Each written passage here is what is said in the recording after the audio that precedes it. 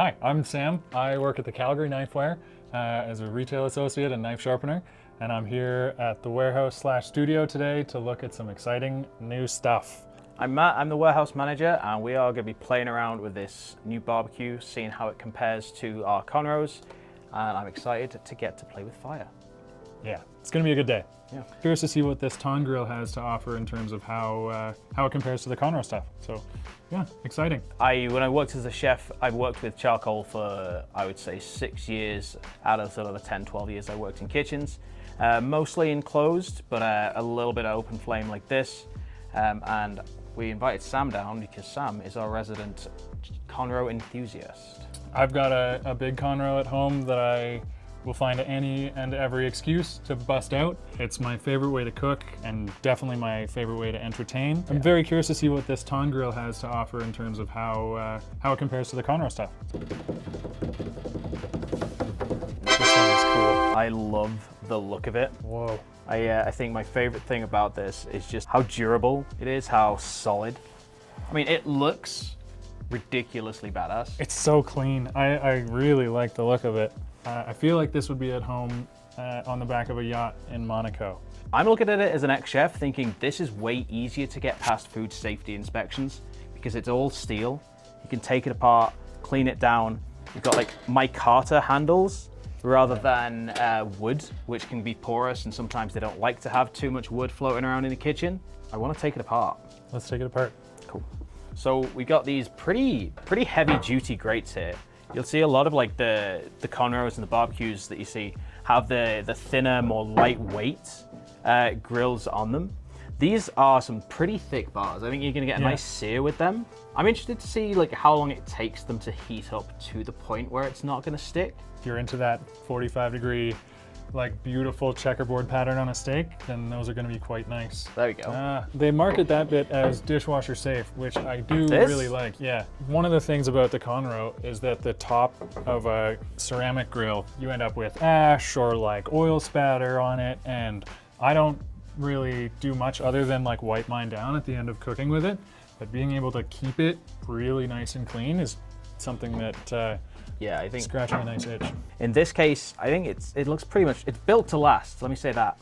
It's burly. So I think the idea is that you end up having your charcoal sitting in these pans, keeps your charcoal closer to what's going on the grill, and catches a bunch of the ash, which I kind of dig. Yeah, I like that kind of, it does catch the ash. The big thing that I kind of worked with a lot was when you see, especially on like enclosed barbecues, a lot of ash forms, and you can kind of knock it a little bit around, and then all that ash will fall to the bottom, and it give you a bit of a cleaner grill, maybe a longer burn as well. Yeah, and also ash is a really good insulator. So when you have your charcoal like covered in ash, you're actually eating a bunch of the heat that the charcoal is making. So if you can keep it ash free as much as possible, you're actually gonna have more efficient cooking out of it as well. I'm not recommending this as your, quick portable campfire grill, but if you want something that is gonna sit in one place or move maybe once or twice a year, this is a really great choice because I think it's gonna live up to that movement as well. It's not gonna be something that you worry about every time you move, it's gonna break. Yeah. This is something that it is gonna be durable. It's not lightweight in a barbecue like this. One of the things I'm looking for is thermal mass, like a big chunk of weight that I can get hot and then radiate heat for ages. That's why, they stay hot for so long. I think that this is going to be really great for that kind of radiant heat. This isn't the only stainless steel grill that we have. We have the Green Life, which is a lot more portable, a lot more lightweight. One of the things I really like about the Thaan grill, this guy, is that it comes with these are ceramic fire bricks that sit in the bottom. I got 6 down that line the bottom of this grill. And like you said, that's gonna take on that heat, it's gonna hold it, and that's gonna push it back out, it's gonna radiate through. I think this is a really nice way of incorporating that quite a traditional sort of technique that's been used in like cooking and grilling for centuries, and putting it in something that is...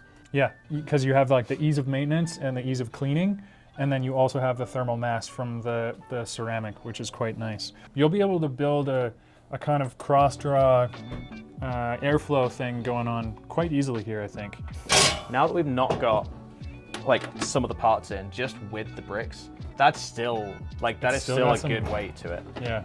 Even without these, I was hoping that, you know, once you take out some of the accessories, once you take out some of the bricks, it'll be a little bit lighter. Now that's still with the fire bricks in. Yeah. But I don't think it's going to be ultra portable if you take it in pieces still. I still think you're going to be pop it up in one place, grill through the season, move it to the next place and kind of winter it there. Yeah. I want to play with it now. I think I kind of want to see how it responds to holding heat. I want to see how much space it actually is, because I always think looking at this deconstructed, even together, I want to know how much cooking space is.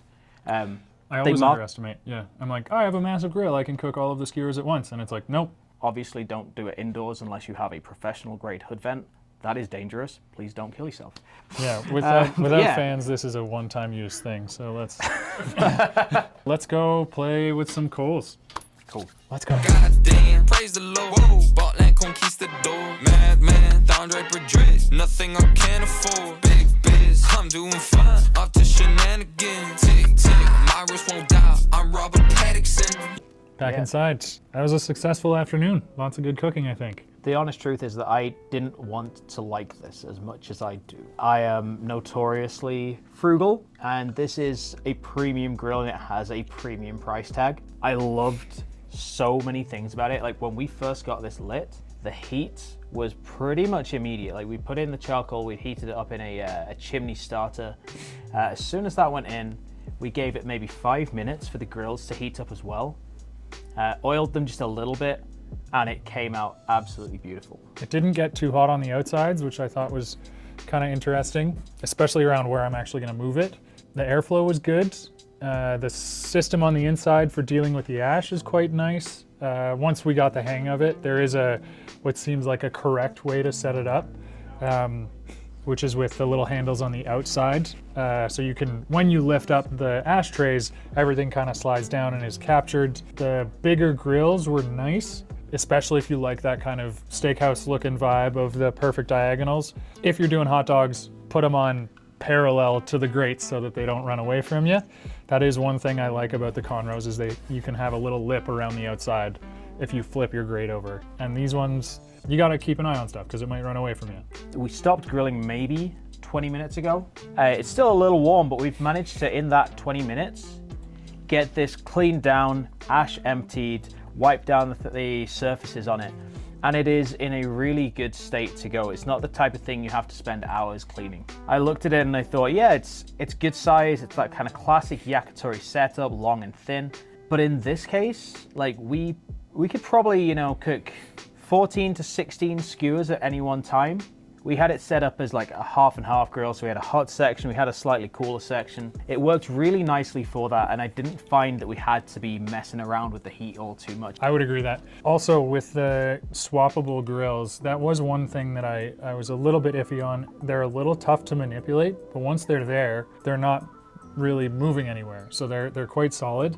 If you like to have multiple grills going at once, like sometimes I like to have a rack of vegetables ready to go halfway through, so I can start some chicken wings or something, and once the fat starts to render out and I get a nice sear, I can actually put the vegetables underneath the chicken and just lay another one on top. I don't see that working as well with this. That's from the perspective of someone that's cooking my starches inside in tinfoil, my veg and my meat on top. Like I'm doing everything out of one grill, which in a restaurant capacity, I wouldn't be doing that. So I think just for charcoal cooking stuff, it rips. It's quite awesome. Moving the grates around, and they are a little harder because they're heavier weight. If you're cooking at home, you usually can have a pair of tongs around to just move things about. It means you can get underneath to get to that charcoal, give it a little shimmy if you need to, just knock the ash off. In terms of this, because they are a heavier grill, it takes a little bit more planning, a little bit more maneuverability. Like I wouldn't be able to kind of lift this up with a whole bunch of like proteins on it. Yeah. With this now, I can kind of move it around. You start putting things on top.